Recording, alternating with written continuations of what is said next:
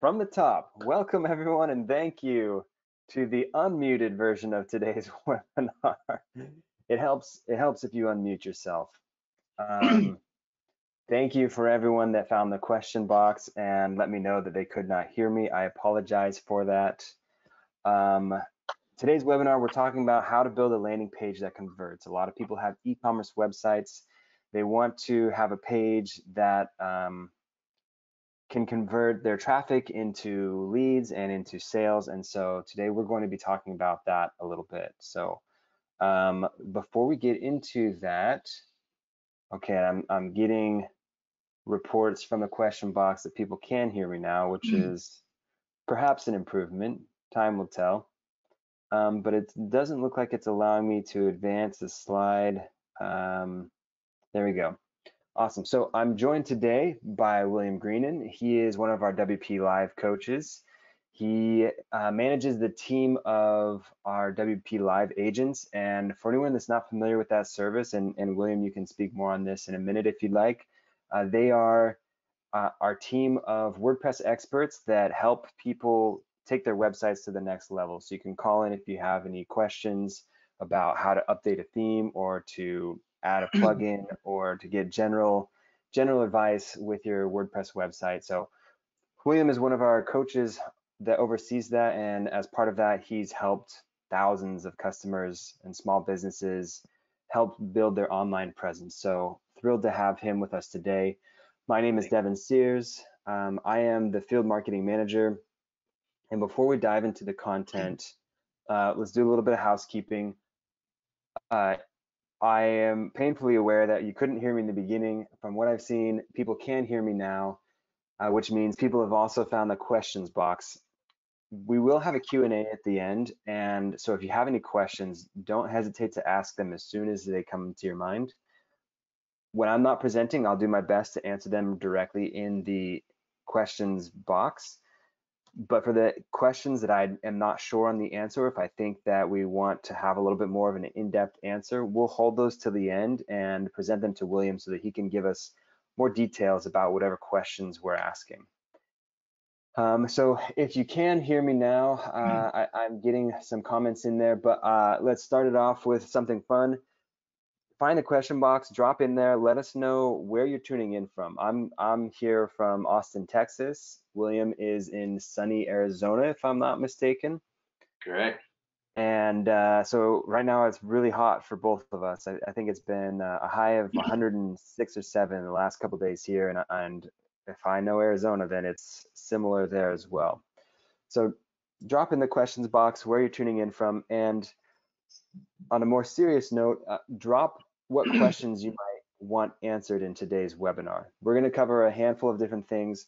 We always have to try to find the balance of giving general information that is useful for everyone and going into very focused information that's very helpful for a couple people, but not helpful for the broader audience. So we try to find that balance. We're always open to feedback. If there's something specific you'd like to know, then very open to hearing from you. We want to make sure that this is beneficial and educational for you as well. Looks like some people tuning in near Austin and Arizona and Reno. Pennsylvania. I'm from Royersford originally, so right Nice. last time, yeah. Awesome. Massachusetts, that's where I'm from originally. Love to see all this. Las Vegas, hot, yes. Okay, awesome. Great. Love to see the interaction. I hope y'all keep this up as we go through this. If you have any questions, like I said, don't hesitate to just drop them in the box and we'll try to answer as many as we possibly can. Also, a question that we get asked all the time, this will be recorded and a recording will be sent out to everyone that registered for the webinar. So even if you have to step off early for another meeting, then we'll still send out the recording within the next 24 to 48 hours to make sure that everyone can go back and watch this and consume it at their own time. So getting into the content of today's presentation, and more than likely as we're going into the content, I might turn my camera off, partially because that way we can focus on the content, and partially because I'm going to be answering questions on the chat box on the other side, so I don't want it to be distracting that I'm looking at a bunch of other screens. So but I will come back on camera at the end of this for the Q&A section. So don't worry, we'll be here. Okay, so today we're covering landing pages and how to create landing pages that convert traffic to sales. So quick rundown of what we'll be covering. First, we're going to be getting into what is a landing page exactly. We're going to get into factors to consider when you're starting to build out your landing page. And then we're going to go even more detailed on the elements of an effective landing page. And then once we've kind of established that foundation of what goes into an effective landing page, everything like that, we'll talk about how to measure success, how to know if you are indeed creating a successful landing page. And then obviously we want to make sure that we leave you with a handful of plugins and tools that can assist you in your journey. And then we'll probably end with best practices and a Q&A at the very end. So chapter 1, what is a landing page? Landing page is actually referred to in two different ways, and I want to call them out right at the beginning because we'll probably be talking about a little bit of both of them as we go through this presentation. One of them is from the perspective of an analytics. So if you look at like Google Analytics, or if you're looking at analytics of a website, most analytic platforms will look at landing page as the first page that your visitors access when they come to your website. So more often than not, that can be a home page. Sometimes if they search for a certain blog topic and your blog article ranks high in SEO, maybe that blog article will be considered a landing page from the analytical perspective. And so that's why sometimes we'll talk about the home page as a landing page as well. But the side that we really want to focus on today is a landing page from a digital marketing perspective. And in a digital marketing perspective, a landing page is a standalone page that is created to really be part of a sales funnel and to really accentuate any campaign that you might be running on the marketing side of your small business or your e-commerce site.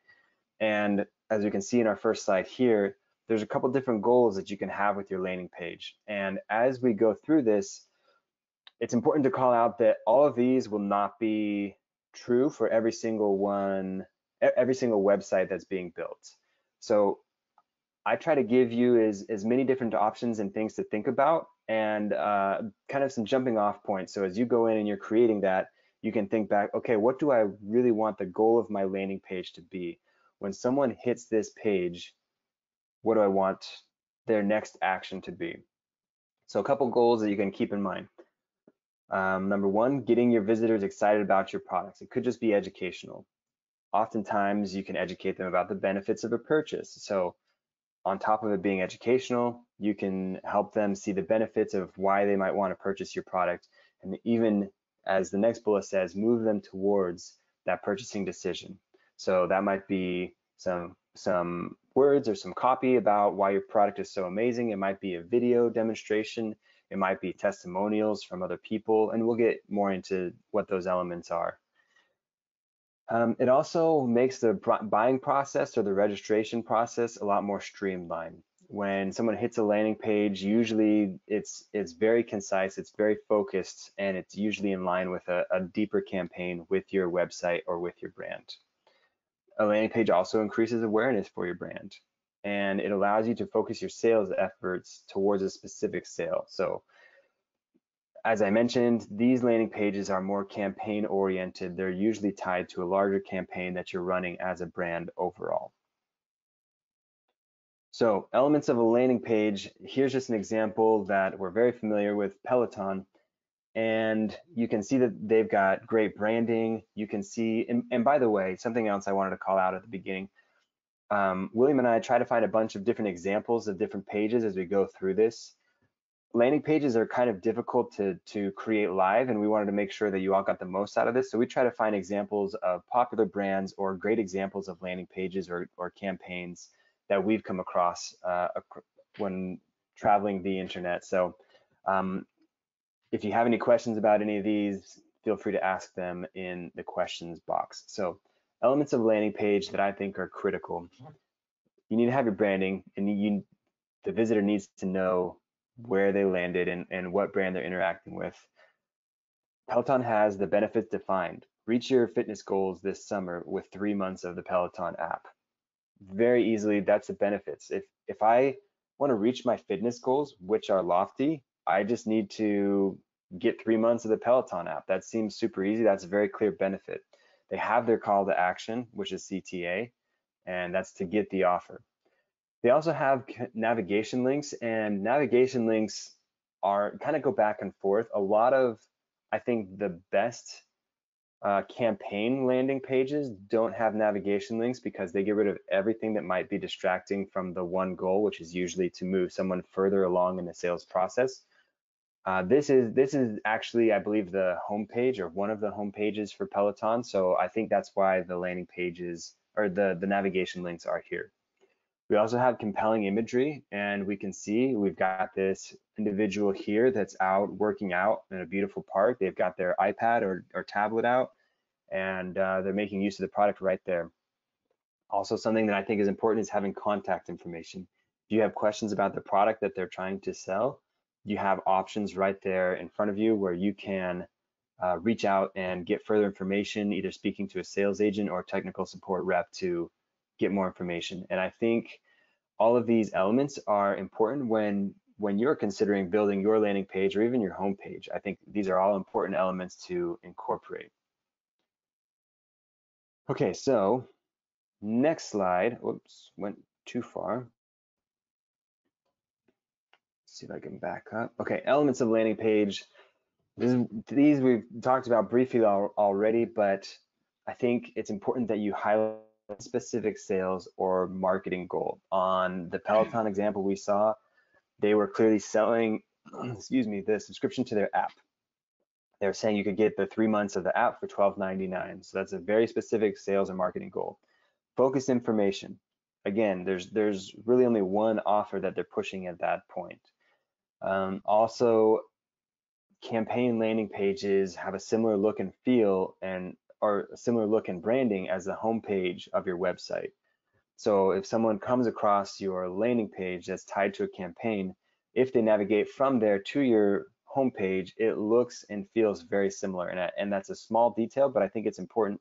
I think it helps build brand trust, and I think it increases your conversions as people go through that buying process. Also, it gives tracking clarity. Whenever you have a landing page, you can look at the metrics and the tracking, and we'll get into that later on in this presentation. But it helps give you tracking clarity of how well your campaigns are doing and even which products are selling best and which attempts to sell the products work best. It also makes the buying process easier for the customer. If you have a landing page, usually you can click to start the buying process or to add to cart or get the offer, and immediately you're taken into the buying process. You don't have to navigate anywhere else. It's from that one page to the shopping cart. And also it can increase the SEO of your website by people coming and staying on your page for longer, and when people search and they click on your links, that boosts your SEO. So I think those are all critical pieces of a successful landing page, and I think we'll talk a little bit more about all of these more in depth as we go on. So going to chapter 2, I'm going to turn the time over to William. So William, take it away. Like I mentioned before, I'm going to turn my webcam off so I can start answering some questions, but I'll be back in a little bit. Absolutely. Good morning, good afternoon, wherever you are. We're just going to jump into kind of what Devin was talking about, is a lot of the factors to consider. I see some questions coming through on like what those are a little bit. So factors to consider prior to your building, right? I think Devin already said it pretty well, right? There's no one size fits all when it comes to a website, right? Because there's no one size fits all when it comes to a business or an audience, right? So knowing your audience helps you to target what type of landing page, verbiage to use, and media to utilize. Keyword research is also highly recommended because that we do also utilize SEO so that people can find that landing page. Very important, clean and simple. I think that this really speaks across a website as a whole, right? The most important thing is people to be able to get to what it is they are looking for, right? You want them to convert, you don't want it to be confusing, right? So it should be very clean, very easy to follow. even more so with these landing pages, because we have a very focused, direct goal that we're trying to achieve, whether that's getting somebody to sign up for an email marketing or newsletter, like I saw somebody asked about, or if it's just to push some of our new products or products that we're trying to move out into the market, right? So keeping it simple allows your audience to keep on track, the track that you want them on. Goal, purpose, and function. Be sure you know your goal, right? What is the desired outcome you're looking for to achieve out of that page? Purpose of the message campaign and how you would like the page to function prior to building, if possible, right? You don't build a house, you don't build a building without creating a blueprint, right? You may not know everything, right? There's going to be some things along the way while you do those, and your campaigns are going to change up. You may have multiple campaigns going at a time, right? By having a good idea of where you want that to go, how you want that to look prior to the actual building is going to help you be more successful. Including sales elements. In most cases, a conversion can also be a sale. This is what we talked about for you people who are in the e-commerce zone, right? So main aspects are going to include a lead form, right? So that's the information that you're going to want to collect. I know it's really enticing to want to collect as much information as possible from people, but we really want to slim that down to what's important, right? What we can utilize to reach back out to them. Email, name. I recommend leaving the last name as an option if you do go that route, right? Some people may only at first feel comfortable with a first name, right? So giving them that option is definitely going to help convert more and less people moving away from your screen, feeling uncomfortable. Call to action, Devin talked about. That's really just it's a button, right? It's a button that's going to take them to the next step, but it's very clear, very concise of what it is you want them to do. Subscribe, buy now, right? Things like that. Sales videos are great, as well as imagery. Those sales videos should be also very focused. They shouldn't be incredibly long. They should be short, to the point, right? And always focus on the benefit of what's going to happen, right? How are they going to benefit if they hit that button and they move on to the next step? Even social proof.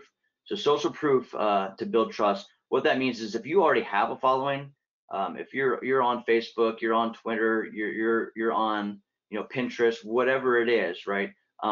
Showing that proof within that landing page could be just a snapshot, could be a link to maybe your social media that shows how many followers you have. That can really help build trust and in your brand and whatever product you're trying to move on to your customer. Just another touch on landing pages. We already talked about clean and simple, organized, right? As a whole, the website should be visually appealing, adhere to the industry design standards, meaning we don't want to go way out. We don't want our website to look like everybody else's, but we don't want to go way out there, right? The only time that I ever recommend something like that is if you're in the field of graphic design or video design or something where you're really showcasing that super fancy type of things, by all means go for it. Not on the landing page though. Heading hierarchy, using headings and subheadings to guide your visitors. That's basically your headline, right? And what Devin was talking about as far as your benefit, right? So you have your headline, which grabs your attention, right? And then you have your subheading, which is what talks about the benefit they're going to get, right? We want to avoid any unneeded plugins on the website as a whole. It's definitely going to slow down the site's performance, right? So when you're building your site, building your landing page, think about those things. If you do use a video, I recommend pulling that video, embed it maybe from like YouTube, Vimeo, somewhere who has that processing power, and it's not going to slow down the actual server that your site is on. Because if it's too slow, everybody knows, they're just going to leave, right? I'm only going to wait so long for a website to load, right? We don't have dial-up internet anymore. And so we're all spoiled. So fact of the matter is, people will leave if it takes too long to load. Navigation menu, Devin touched on this. Navigation is critical, right? And I want to say it in that sense because he did mention how landing page can be your home page, right? But we also have marketing landing pages. So navigation on your home page obviously wants to be very clean as well, right? Organized so that people can get where they need to within your site. Now within your landing page, we really want to minimize that. If not remove it at all, right? Because we want them to be on a specific focus.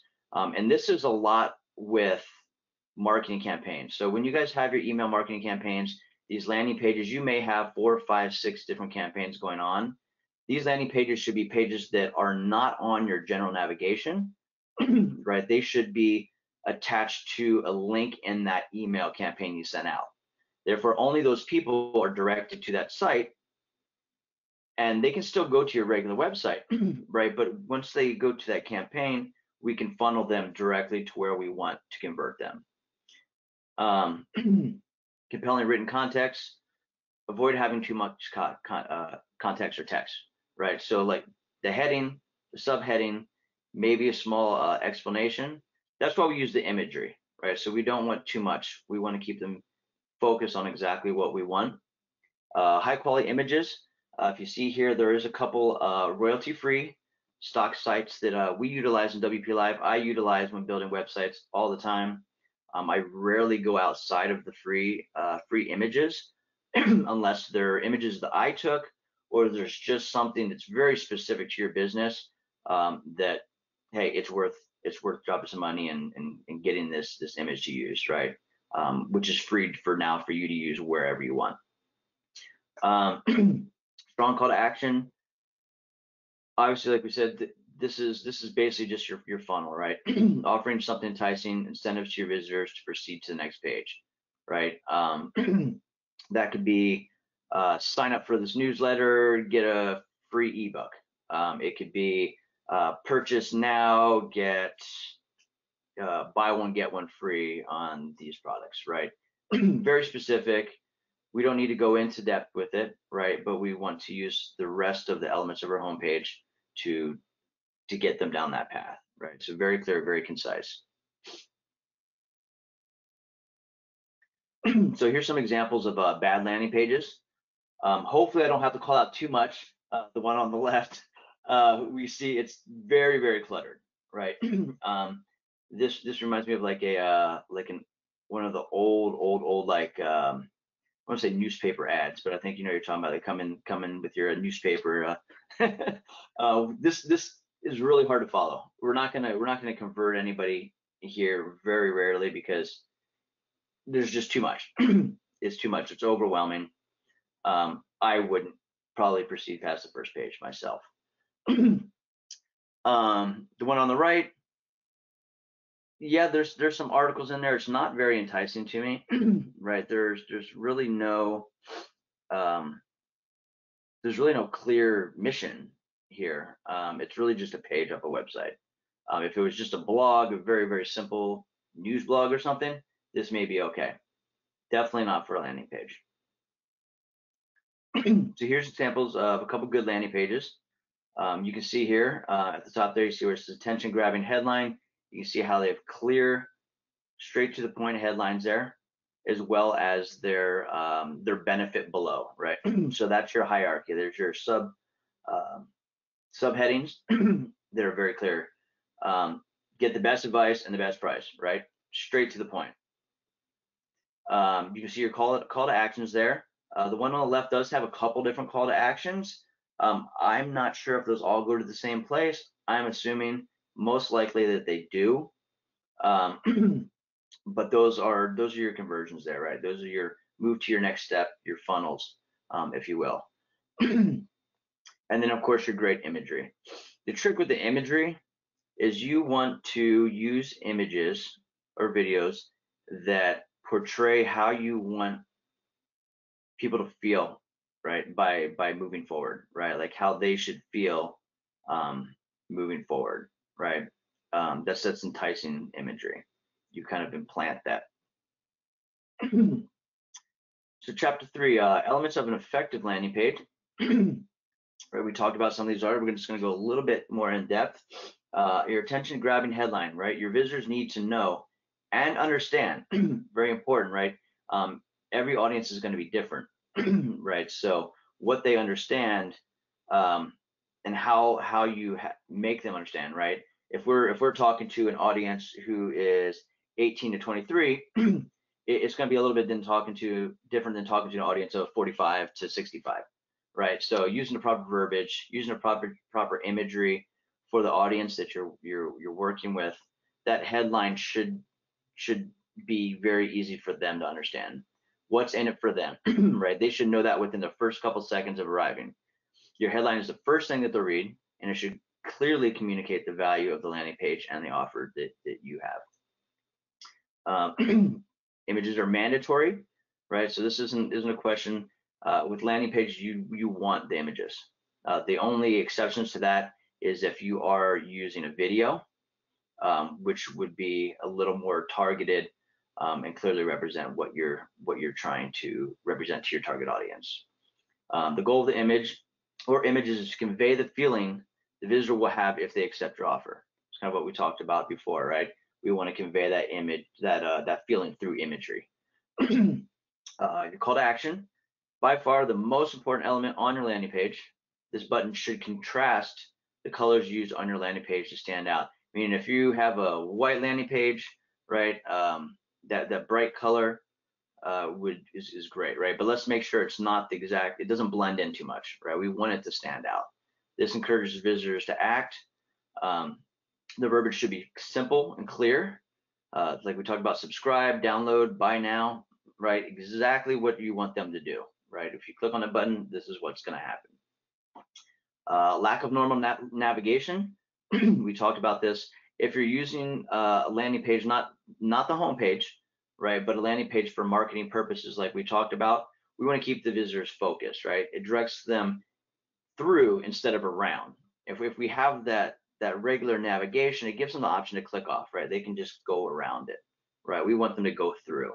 Your landing page has one objective and one objective only, right? To convert your visitors into leads, into customers, into subscribers, right? Into followers, whatever that may be for you and your business. Contact options. Provide your visitors a way to reach out regarding questions, inquiries, and concerns, right? This does not necessarily mean that you have to supply an email. I think that it is good to have a business email and supply that. Some people who are still starting out, you may be using your personal email. You may just not want your email box flooded with people who may not be willing to go through the work, right? So sometimes a small contact form, right, can do the same thing. But I definitely recommend some type of contact option, whether it be email or phone number, whatever it is you feel comfortable using there. SEO optimization. SEO is a very, very deep subject, so I'm just gonna be very, very broad on it. And you can definitely research these things. Later on, we'll give you some resources where you can some plugins and that also have great knowledge bases where you can get a little bit more information on these. I definitely recommend, even if you're not going to be doing your own SEO, dive into that a little bit just to kind of understand the basics of what these things are. So for SEO optimization, proper keyword utilization, efficient SEO page titles, and keyword density will help you to get your landing page ranked well and found easier. This is really targeted more towards the public landing pages. So your home page, if you have other public ones that anybody can reach on your site, so say they go to a category and within that category you have a landing page, right? Anybody can get to it, great. This is perfect for SEO optimization.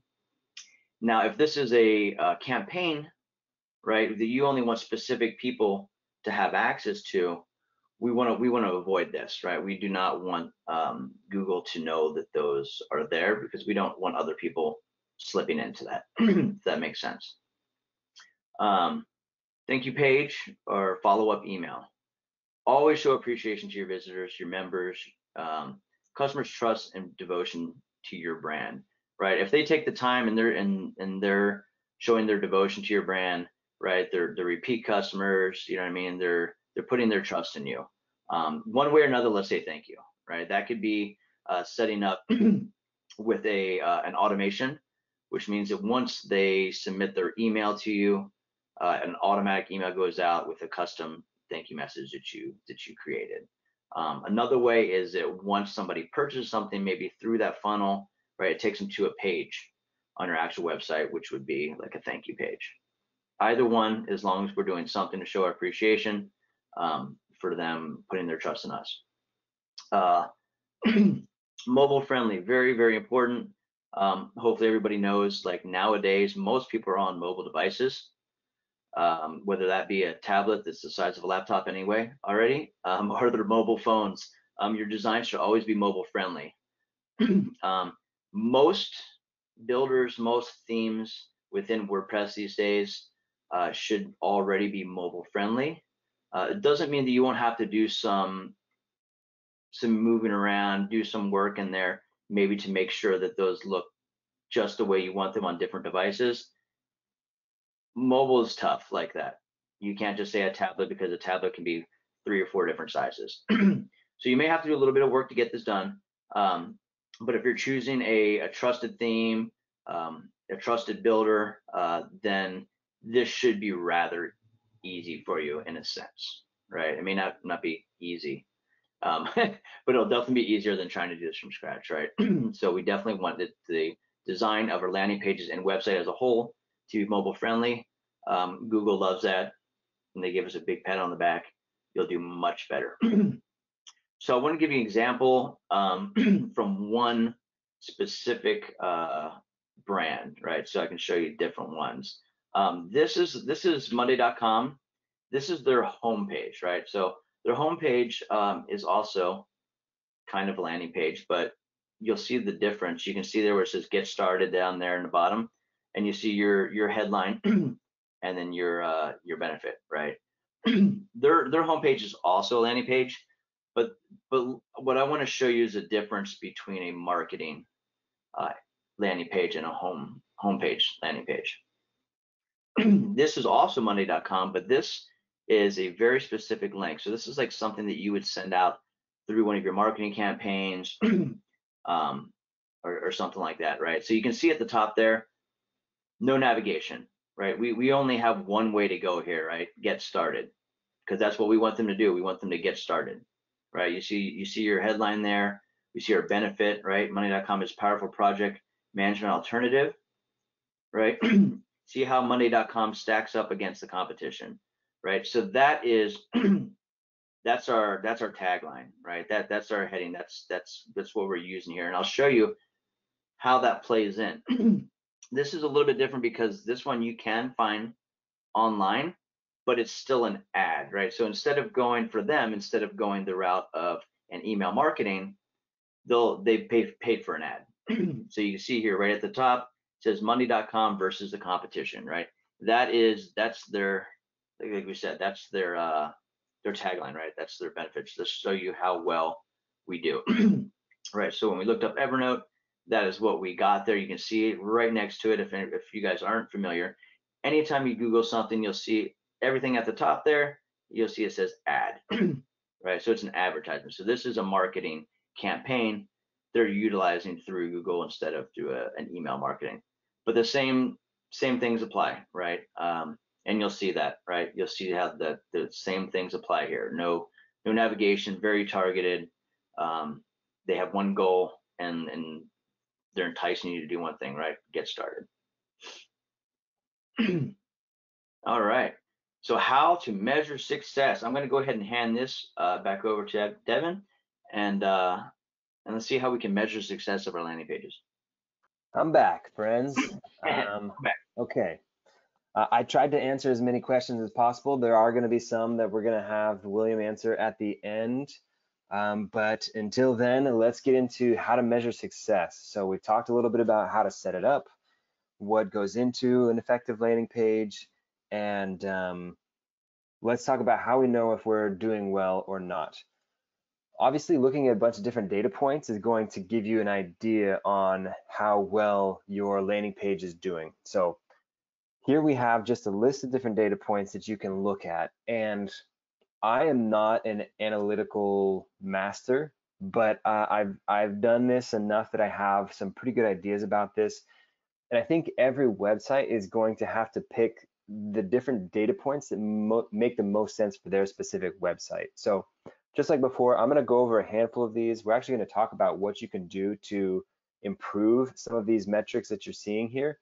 And yeah, we'll go through those. And I think for everyone that's listening, I think try to take it as a holistic picture and say, okay, what data points make the most sense with my small business and my goals for the website.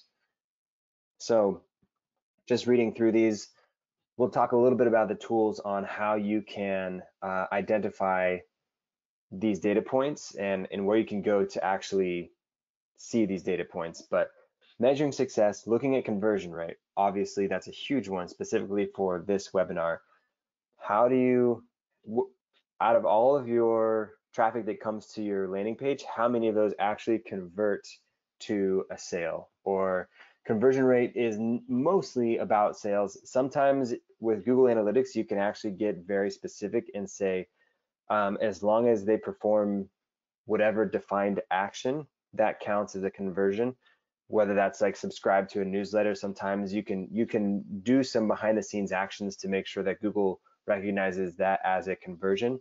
But for today's conversation, we're mostly going to be talking about conversion is traffic turning into dollars and cents into a new customer.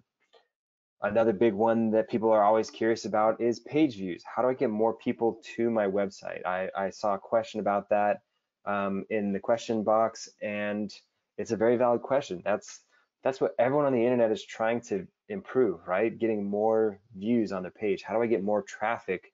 And I would add, how do I get more relevant traffic to my website? Because the goal is not necessarily just to get as many views as possible. The goal is to get views of the right people so that they help improve your conversion rate. Another great way to measure success is looking at your, or maybe not a way to measure success, but a very important data point is your traffic source. You can go in and you can take a look and see who is sending you traffic, whether that's from social media, whether it's a specific campaign, maybe it's from an email newsletter that you sent out, maybe it's from PPC, which is a pay-per-click campaign, which is William showed us in the previous demonstration where it said ad right next to that link. That's a pay-per-click campaign. Bounce rate is another important data set to look at to see how often people are leaving your website after viewing just that site. Session duration, I think, can be good for fleshing out the picture, but I don't think it's the most important data point to look at. Session duration is how long customers, or how long viewers, I suppose, are staying on your website. Submission rate, I think that has more to do with forms or email or newsletters or things like that. Same with contacts. I think if you're using your landing page as a lead generation page instead of a sales page, then I think contacts is a great way to measure success. And form abandonment, when you're looking at this, how many people go into your form and then leave the form before completing it. I think those are great ways to look at your KPIs, which stands for key performance indicators. So I think submission rate, contacts, and form abandonment are great ways to look at KPIs, and the others are great ways to look at data points for your website. So I can tell we're already running a little bit low on time, so I'm going to try to go through these fairly quickly, but like I mentioned before, we will be sending out this recording, and I believe that this presentation will be included in there in a PDF or doc format. So if you want to improve your conversion rate, what can you do? Here's a couple tips. None of these are a silver bullet. None of these are going to work every time. It's important that you're constantly trying to improve and do testing on your website, but couple tips that we put our minds together and thought of. You can come up with a better or different offer. If you have a landing page that says buy one get one free, maybe that's the offer that you need. If you have a landing page that says, hey, 2% off for first time buyers, maybe that's not enough of an incentive for someone to actually go through that process and click on your button to add to cart or to move forward. Maybe you need different website copy. I think something that sometimes can affect your conversion rate is if someone lands on your website and their expectations are not met. So maybe they need to understand more about what the product is. Maybe they need to understand more about the benefits. Maybe they just need more information about the size or where it's shipping from or something like that. But I think you can improve your conversion rate by having different website copy sometimes. Sometimes the copy is not your sticking point, but that is something to keep in mind. I think something else you can do to add to your landing page is incorporate testimonials or a money back guarantee. I think that using testimonials, and I think we have a little bit more about this later, is a social validator. So you can see that other people have used the product and they're happy with it as well. That reassures people that they can have the same confidence when they're buying your product. Money back guarantee, I know that for me personally, always makes me feel a little bit better when I go into the buying process saying, if I'm not happy, I know I can back out of this. Last chance pop-ups.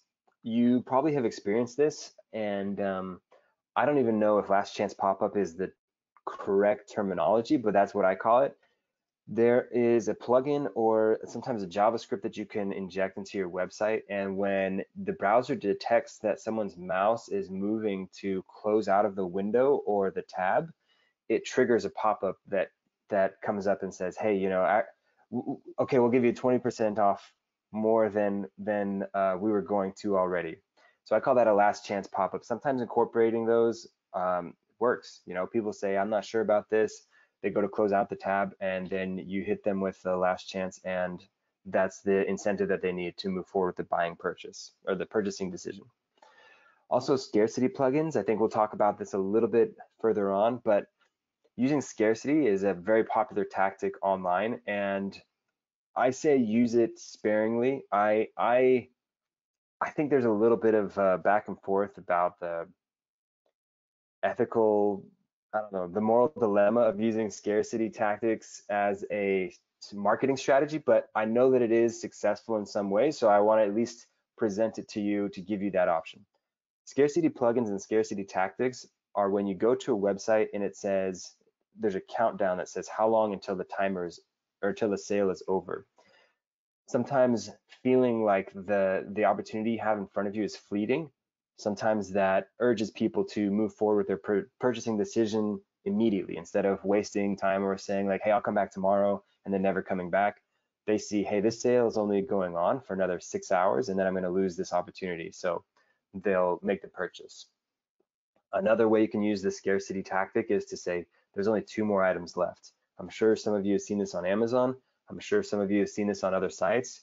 You go to the website, you say, I'm thinking about adding this to cart. There's only 2 more items left. I want one of those 2, so I'm going to add the cart and move forward with my purchasing decision. I'm going to tell you all a secret. Maybe it's not a secret. Maybe everyone already knows this. Sometimes there are more than 2 items left, and they just put that up there to use that as a tactic to get people to move forward with it. Sometimes it's just an honest inventory plugin that is telling you, look, we're almost out of this, but sometimes it is a strategic decision. Okay, measuring success.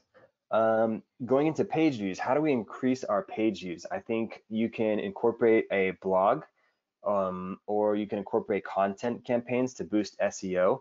That might not always increase your page views for that specific landing page, but that can increase your page views for your website in general. Increasing your page views for your landing page specifically, usually that's going to be through traffic campaigns, sometimes paid traffic campaigns. So an email campaign, you can send out a newsletter saying, hey, check out this sale that we're running for Memorial Day or whatever the next holiday is that's coming up around the corner. Check out this sale that we're having, and when you click on that, it takes you to your landing page. Paid social campaigns or partner social campaigns. I think a lot of people are familiar with paid campaigns when you're scrolling through Instagram or Twitter or Facebook and you see the sponsored thing or an advertisement that says, click here to access our Memorial Day sale. But also partner social campaigns are sometimes a little bit more nuanced, but I think they're sometimes effective. If you find another social property, whether that's a brand or an individual or an influencer or a handle out there that is similar in audience to the audience you're looking for, you can team up with them and say, hey, what if we do a collaboration where I'll promote your items, you promote my items for the next month. I think that's another way that you can get page views to your landing page. Also, shareable social buttons. There's a lot of plugins that make that super easy. You can put that on your e-commerce page, just in general around your products, but also specifically on your landing page. If you put that, if someone, maybe on like the thank you page, when you're going through after you've made the purchase, you can say, hey, share this with your friends, or share this for a 15% discount. Then I think that can get more and more people sharing it and get traffic to your landing page. And the other one that we mentioned previously is the paid per click campaigns. That's where you pay money to Google or another search engine, and it gives you certain links up towards the top of the page.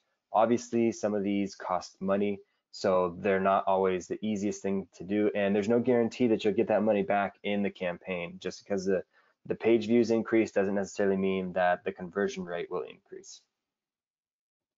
Bounce rate. As I mentioned before, the bounce rate is when the page doesn't meet expectations. So how can you improve this? You can improve the call to action. So maybe instead of saying submit, you can be more specific with what the benefit is in the call to action. So for example, going to Peloton, if someone has a fitness goal, maybe instead of saying add to cart, you can say start your fitness journey, or get started on your fitness journey. By clicking that button, it's a little bit more exciting of an experience. It's a little bit more of compelling marketing. Also, improving user experience. Someone asked something about whether a landing page can be scrollable. For sure it can, but make sure that the most important information is above the fold, which, as I mentioned in my answer, but I'll share with the larger group here. Above the fold is a newspaper term for marketing that they basically said everything is on the front page of the newspaper.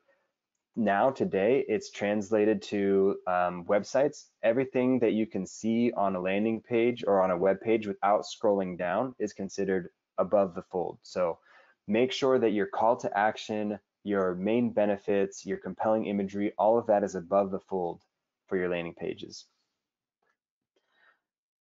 Going through session duration, I was surprised in my research on this one that some people said it decreased social campaigns. If you're not happy with your session duration, then you can decrease your social campaigns, because oftentimes when people are scrolling on social media, they'll see an ad, they'll click on it, and then they want to go back to scrolling social media, so they don't stay on that page for very long.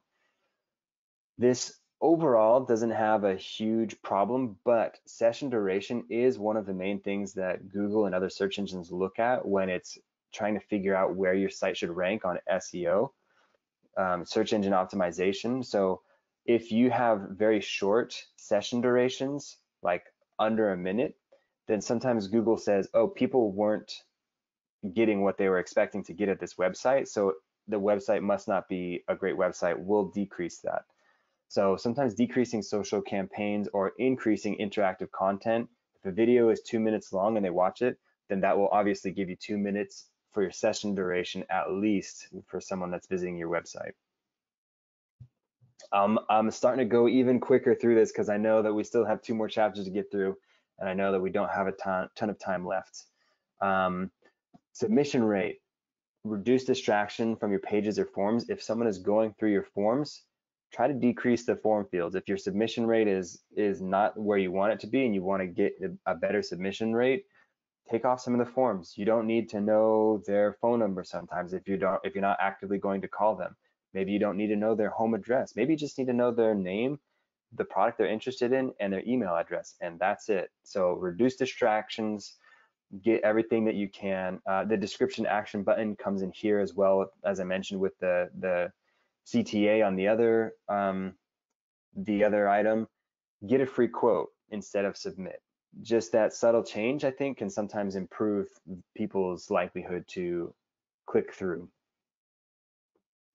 And measuring tools, when you're coming to measuring success, there are a handful of tools out there. Obviously, a lot of these data points require something that can serve you these data points.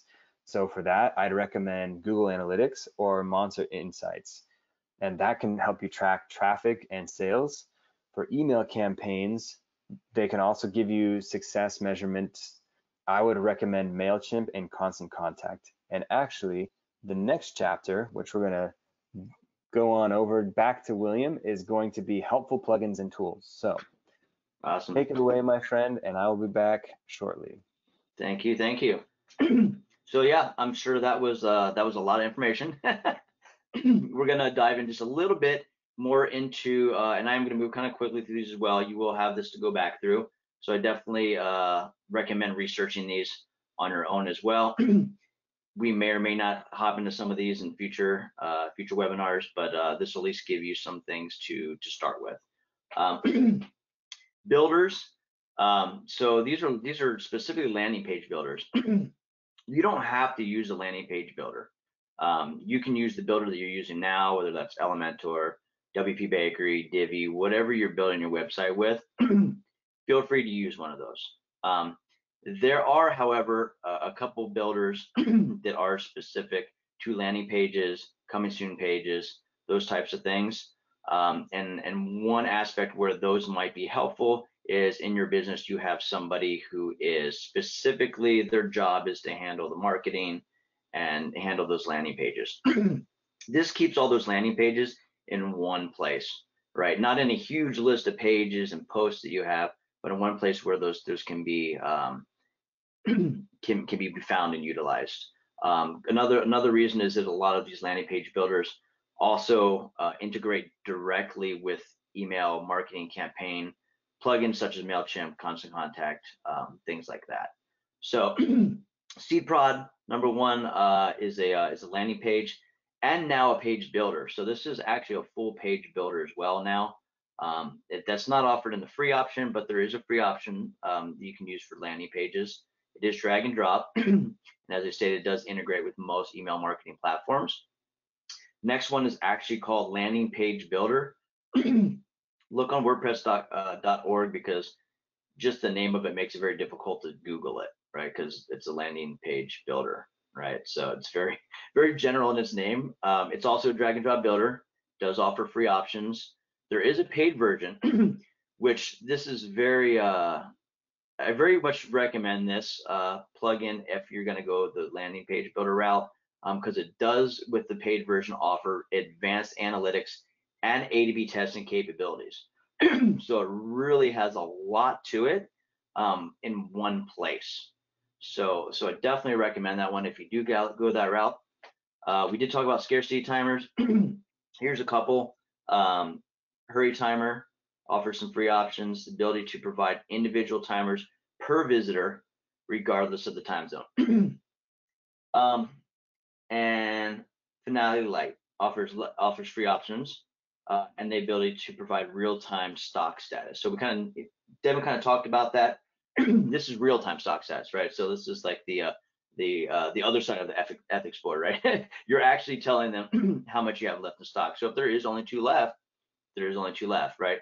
I think that both of these are great tactics, but there is no one size fits all for a business or a campaign, right? So these can be both very, very effective in providing that urgency to purchase, right?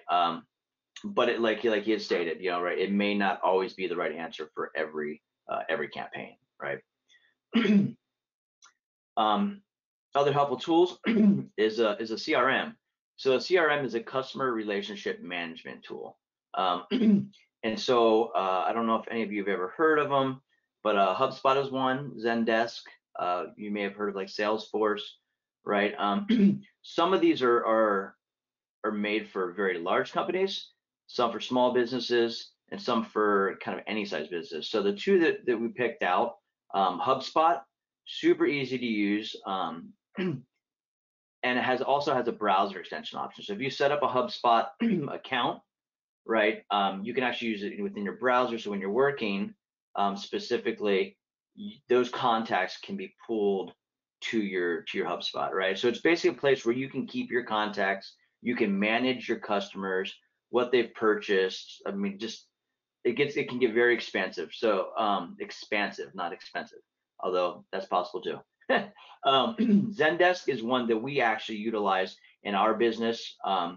And so it can really be used for any size business. So if you're a small business or your large business, Zendesk has those options for those business sizes. CRMs you're really going to get into probably a little bit later down the road. MailChimp or Constant Contact, email marketing systems are great places to hold your customer contacts and also create email campaigns and send them out. So these are going to be more once you get a little bit further on. If you're running a lot of customers and you want to maintain the customer base and it's growing quickly, these may be good options for you. Email marketing systems, we just kind of talked about these, right? Constant Contact, great builder, very easy to use, and it has an integrated CRM available for it. So that's kind of an all-in-one. If you do want a CRM, Constant Contact also offers that along with their email marketing system. MailChimp's also a very popular one. One of the things that makes it very popular is it integrates with a lot of platforms. So a lot of contact forms, a lot of landing page builders, things like that. And it is free to start up to 1,500 contacts. And it allows you to send out 10,000 emails per month. So if you're still under that point, this is a great place to start building and then move on to either a different paid version of MailChimp or into a more expansive platform later on. Then to talk about SEO related plugins. So I just want to provide you a couple here. This is really with SEO related plugins are really going to be kind of a user experience, right? So look at them, try them out, see which one feels best to you. It's kind of like they all do the same thing for the most part. Yoast is very easy to use though. It's very easy to navigate, and their knowledge base, their help articles are amazing. So this is one of my favorites because their help articles take a very, very complex, confusing subject and makes it so that any of us can understand it. And you can relate back to those anytime right from their UI. So if you're looking and creating a keyword for your site, there'll be a link in there you can click on, and it'll say bring up an article. Hey, what is a keyword? And it'll explain it to you, right? So you're like, oh, okay, now I know how to fill out this area, right? So that's a great one. Rank Math, probably the most expansive system out there. Solid platform, great. It is a little bit more to it. So if you have a little bit of experience with SEO, maybe a great option for you. Also great articles included in that. And then all-in-one SEO, pretty much very similar to Yoast. Some people, like I said, this is kind of like a feeling thing, right? So check them all out, see which one feels and is easiest for you to navigate and use, and go with it because you're going to do the same thing for the most part in all those plugins. As far as e-commerce add-ons and resources, there's a lot of them out there. So Google is great for finding what you're looking for. WooCommerce, whatever you're looking for, plugin, right? But the best plugins that I utilize and I recommend day to day come directly from WooCommerce.com. They're always updated, solid plugins. I never have to worry about the developer dropping the ball. WordPress.org, amazing source for free plugins and options. So that can be themes, plugins, anything. Another resource that I use every day. The great part is that from those, there are usually some documentation and then also a link to a paid version and an explanation of what that paid version includes. So versus free versus paid is really helpful to see, like, can I get away with using this as a free plugin, or do I need one of these premium options, right? Sometimes you're gonna have to pay to play, just what it comes down to. The more specific with the plugin and the functionality that you want, the better chance that you're gonna have to pay at least a little bit. And then last of all, Yith and WooCommerce branded plugins are, I have to say, probably my favorite out there, and there's a lot of them. So Yith is also a great company. They focus specifically on WooCommerce plugins. They do have a lot of free options actually, but there is a lot of premium plugins, but they're very specific. They're very easy to use, great documentation, and you can do a lot with them. So two really good resources there. And then I'll just hand it back over to Devin here. Best practices. All right, coming in for a close. I know we're running a little bit over, but we only have 2 or 3 slides left, including the Q&A slide. So best practices, we're just going to go over this briefly. I think we've covered a lot of this already previously in the presentation, and thank you all for sticking with us to the end. I always enjoy having these presentations and holding these webinars, and I appreciate William joining us for today. So best practices. I think you can utilize as many landing pages as you have marketing campaigns. You can have one for each product that you're running a campaign with. For example, going back to Peloton that we started with, if you have a bike that you want to promote, you can have a landing page for that. If you have a treadmill you want to promote, you can have a landing page for that. The one that I showed, I believe, was talking about the app that they have, so you can have a specific landing page for that. So you can use as many landing pages as you like, and using the analytics that we talked about, you can figure out which one is having the most success, and that can help you figure out where to put your marketing dollars to get the most bang for your buck.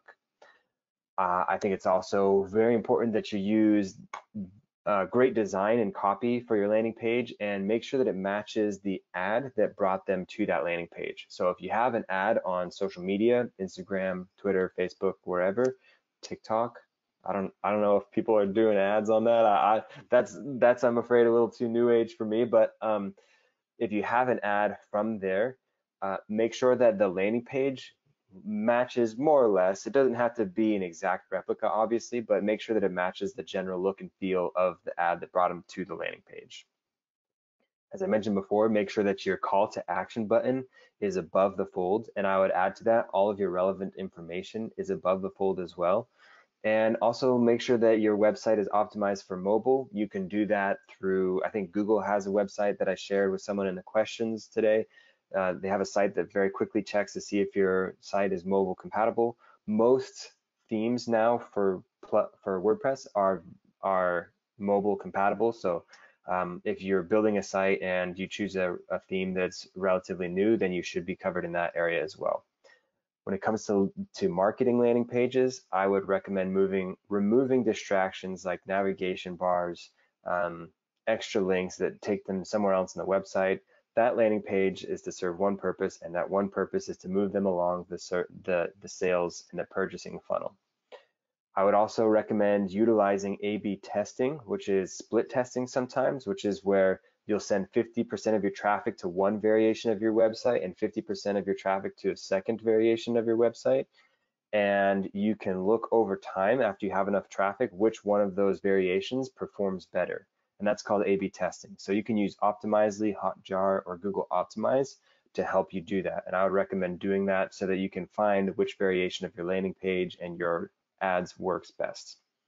Also monitor your website's load speed, optimize when possible. William talked a little bit about plugin bloat, making sure that you don't have too many plugins that are going to be bogging down your website and slowing you down. Overall, I think it's great to have a website that is loading relatively quickly. As William mentioned earlier, we don't have dial-up. We get impatient. We want our websites to be loading very quickly. Use scarcity tactics when applicable. I think we covered that already. And then leverage customer testimonials. Whenever you can, show your customers using your products and highlight them. I think that builds your relationships with your customers and allows you to create brand ambassadors. And I think it also acts as a social validator for your products. Here's an example I found that I thought was a great demonstration of that. It's from a website called Pipedrive. The lower screenshot says used by over 100,000 companies in 179 countries. And it has a small quote, it has the person's full name, and it has their title for their company. And I think that's a great way to use that. That's much better than when you're scrolling through Yelp and you see someone with a very obscure username that left a review. You have no idea who that person is, or if it's just a troll that's leaving a really good or a really bad review. But here, you very clearly, I mean, it even has a small picture of the person that left the review. Clearly, they've reached out and have built a relationship with this customer. And they even went as far as to make a landing page with their customer tutorial or with their customer testimonial. And you can see that with Tiffany here on the larger screenshot. And they used her experience as a marketing campaign, and they created a specific landing page for that. So that is the closing of today's presentation. For Q&A, I've queued up 2 quick questions. I know that we're over time. We try to end these at the top of the hour, so we're cognizant of everyone's time. We appreciate you stopping by today. 2 questions, William, rapid fire. Neither one of them are a very short answer, but I'm going to ask that you try to keep it concise.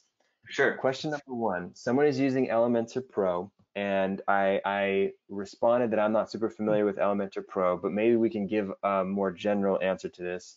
They asked how to add a register button. I'm assuming for register for newsletter or for the product. So they asked how to add a register button and where the person who registers, where that information is stored. How can they find that information once people go in and register? Can you speak to that briefly?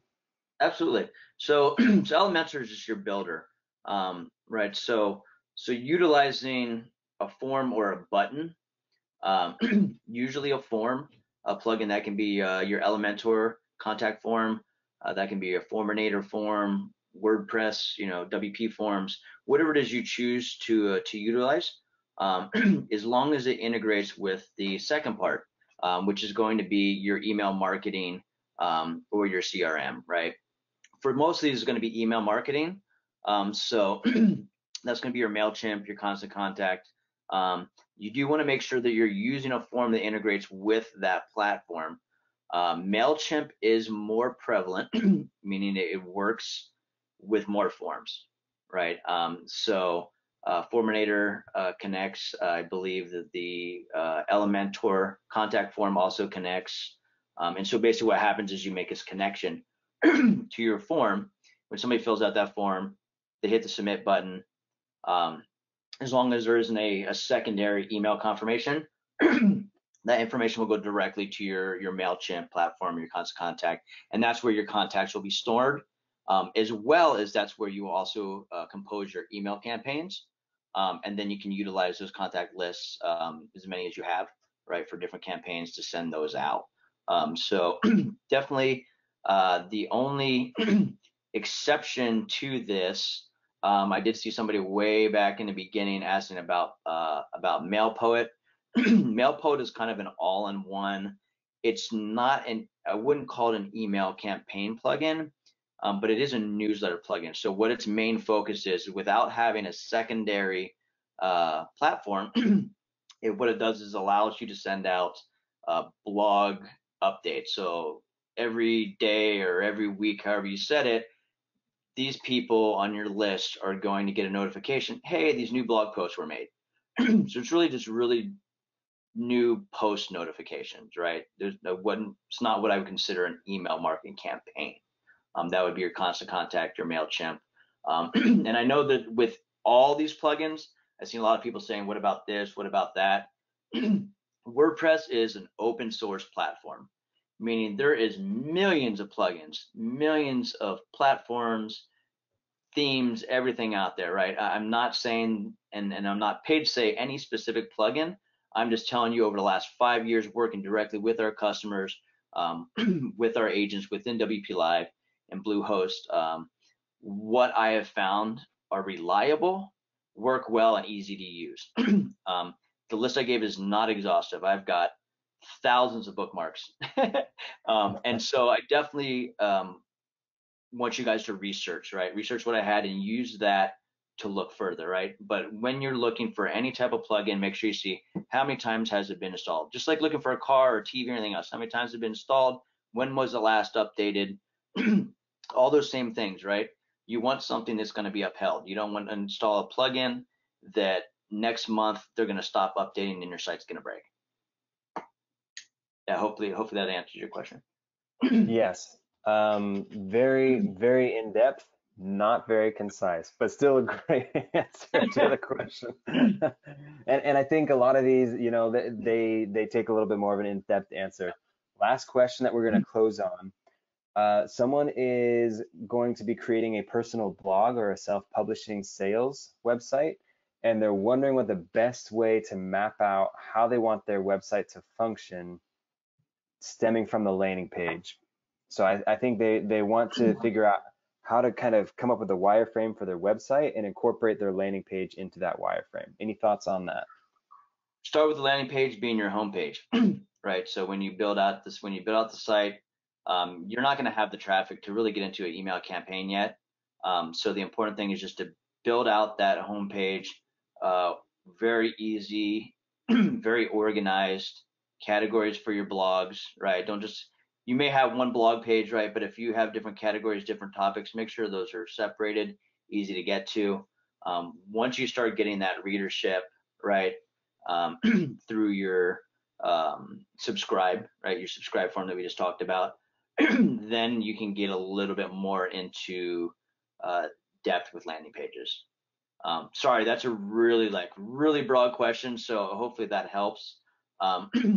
Just know if you are a Bluehost customer, Blue Sky, if you're not, WP Live, both same service, great great group of people. It is an educational service, so if you're looking to save money and also want to manage and build your own site so that you can do things right, and actually know what's going on in your site, we can teach you that. And that's any plugin, any theme, anything that you're wanting to do, type of business, right? We can help you through all that. Only thing we don't do is external. So we're not going to walk you through like MailChimp or Constant Contact's actual platform. We can connect it to the website. We can help you connect it to a form, but we can't help you outside of the WordPress dashboard. So Yeah. hopefully if that helps, we're definitely here to help.